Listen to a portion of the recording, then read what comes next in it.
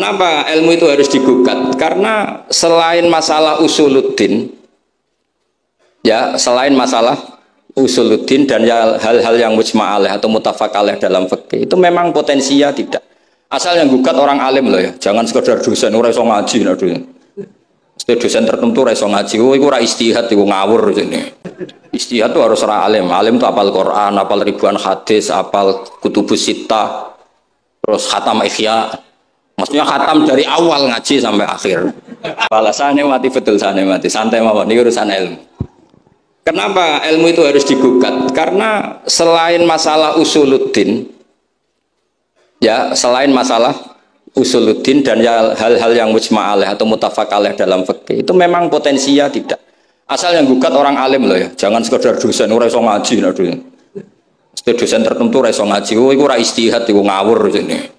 Istihad itu harus orang alim. Alim itu apal Quran, apal ribuan hadis, apal kutubus sittah, terus khatam ihya. Maksudnya khatam dari awal ngaji sampai akhir. Apa benar khataman ya? Ini khataman namanya. Khatam ihya. Wah itu jelas. Lo ora percaya tak tes. Ayo ini khataman apa khatam? Oh, langsung khataman. Ayo. Tak tes betul. Saya sinau ihya itu pernah ngaji sama Mbah Mun, pernah tak maknani pakai pikiran saya sendiri. Terus tak ulang lagi tak maknani pakai pikirannya Said Zabidi kitab Ithaf. Dan kita punya sanad dengan Ithaf itu dekat sekali. Ya sama lah, saya jenengan sama.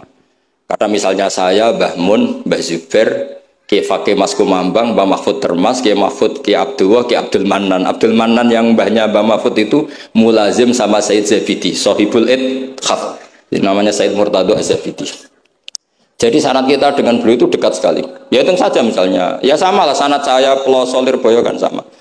Sebagian tetap lewat Basim. Biasanya nak sanad jalan pintas lewat Syekh Yasin bin Isa Al-Fadani. Yeah. Tapi ku ijazah amah. Sebetulnya keren sanad mulazamah yang ngaji min awali hatta akhiri. Kalau ketemu beliau kan musim haji, ajastukum qabilna. Repot. Ya itu ya bagus lah untuk ijazah, tapi terus ngaji kitab popo. Kadang memalukan gini, misalnya di pondok ngaji Mbak Ustadz Iqbal Jurumiyah Imriti sama Ustadz Nasor Imriti. Bareng kenal Syekh Yasin bin Isa, mosok Jurumiyah ngaji Mbak Syekh Yasin, sakit Syekh Yasin.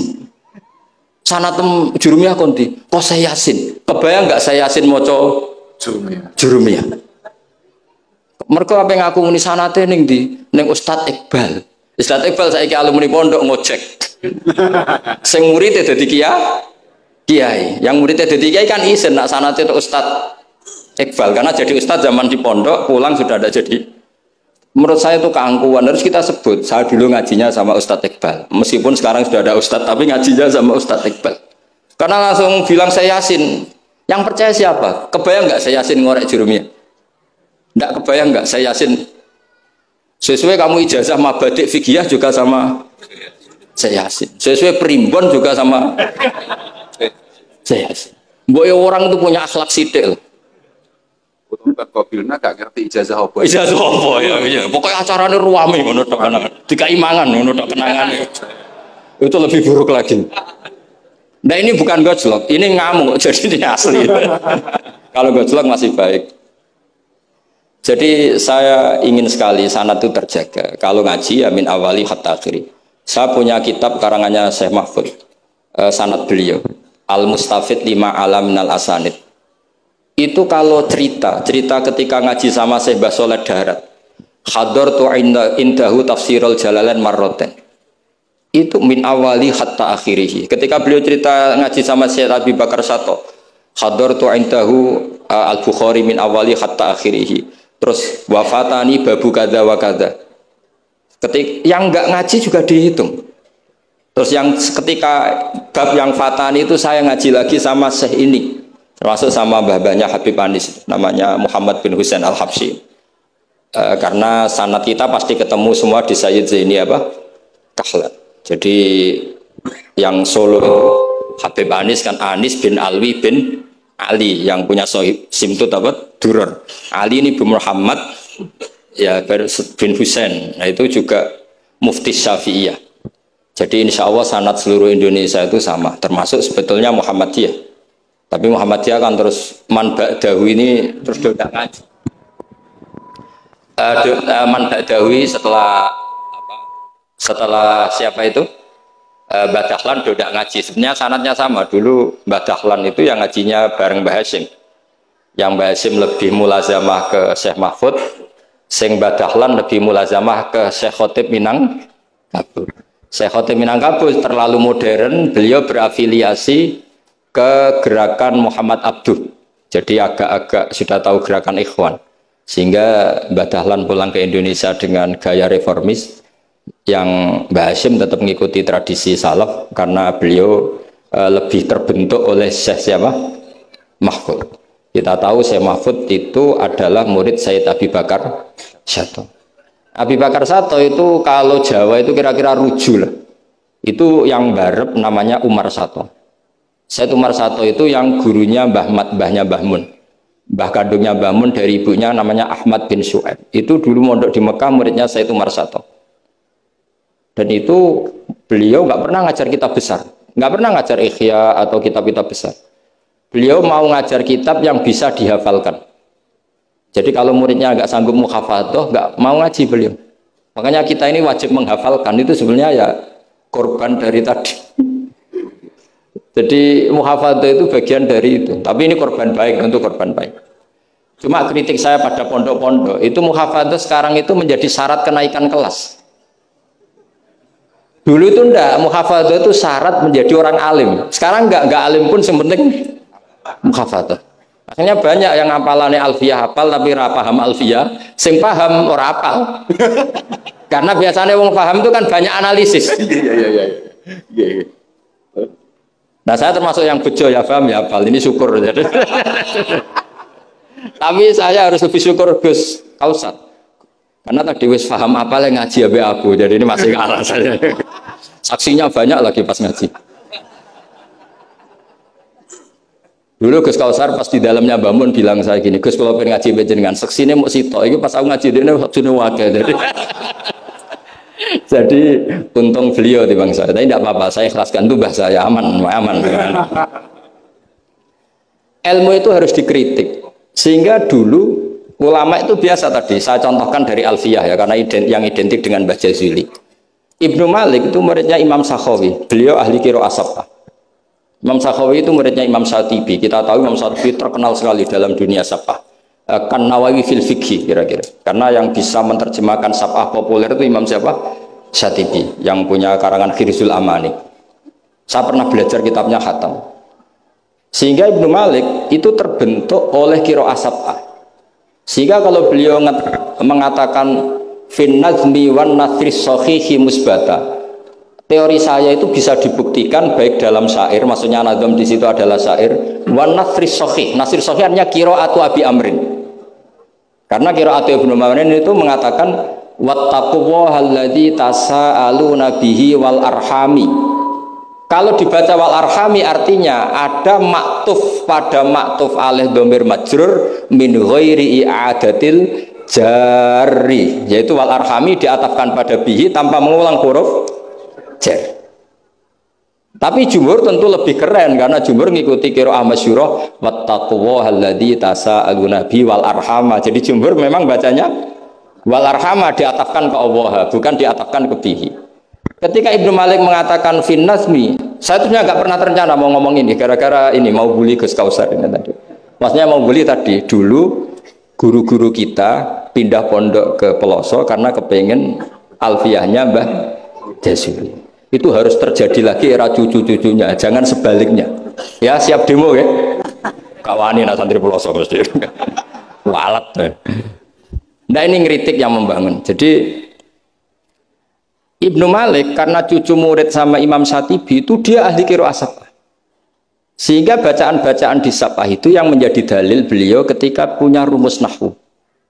Termasuk beliau meyakini bahwa seperti itu ada, yaitu fin nazmi wan nasris sahih. Maksudnya nasrah itu qiraatu Abi Amrin atau ba'dul qurra sab'ah, membaca apa? Wattaqullahalladzi tasaaluna bihi wal arhami, bukan wal arhama dalam qiraah itu. Sehingga sebetulnya kalau bicara sanad itu tidak ada ilmu yang asing. Ya tadi karena bapak saya hafid, bapak saya ini teman abahnya ini. Bapak saya dulu akrab sama Gus Mik, Gus Dah. Beberapa kali putranya Gus Dah lahir itu yang semaan bapak saya. Bapak saya itu hafal Quran. Makanya saya ketiban barokah beliau, saya juga ngapalkan Quran mulai kecil. Terus saya sambil ngaji di sarang, jadi saya termasuk wong bejo. Jadi ngaji fikihnya di sarang, terus saya punya tradisi keluarga Quran karena buyut-buyut saya dari ibu itu semuanya keluarga Quran. Yang dari bapak itu keluarga ahli tirakat. Jadi cara kalau daftar wali insya Allah cepet. Karena mbah saya dari bapak itu tidak pernah keluar dari kamar. Jadi kayaknya cepet lah kira-kira gitu. Gambar lah. Iya, jadi saya ini daftar wali ya gampang, daftar ulama ya gampang. Kalau daftar orang goblok nggak daftar sudah jadi. Itu lebih gampang lagi gitu. Lebih gampang lagi. Saya teruskan menyangkut teori L. Saya sering guyon di mana-mana dan ini nyata. Dulu itu pernah seorang ulama meragukan, jangan-jangan benar-benar cengkeh itu pewangi. Buktinya kalau bikin kue itu dikasih cengkeh supaya tambah wangi. Pertanyaannya secara fikih, kalau cengkeh itu pewangi, berarti orang rokok pas ikhram itu bayar dam karena pakai apa? Pewangi. Oke, itu hampir putus. Tapi ada yang nyoal, ya kayak jenengan Fasul Masail itu. Berarti orang Jumatan sunat rokok. Karena itu pewangi kan gitu. Jadi silahkan imamnya ya rokokan, makmumnya. Wah ini kan at-tatayyub yaumal Jumat. Wah itu bisa celaka itu. Barokahnya penggugat itu fatwa itu di cancel. Udah usah. Batal, kacau semua. Artinya debat itu penting. Debat itu penting. Karena orang akan tahu. Makanya Alfiyah dari awal sudah memaklumatkan fa'iqatan Alfiyah tabni muti. Karena ilmu itu setelah digugat, itu kelihatan salahnya. Yang paling masyhur dalam usul fikih misalnya. Ini saya ngomong kelas A karena hormat sama santri Al-Falah. Apalagi ini katanya peserta Fasul Masail. Nara fahmi kebuangetan. Samaan nggak usah tersinggung biasa saja. Ini kan ranah ilmu.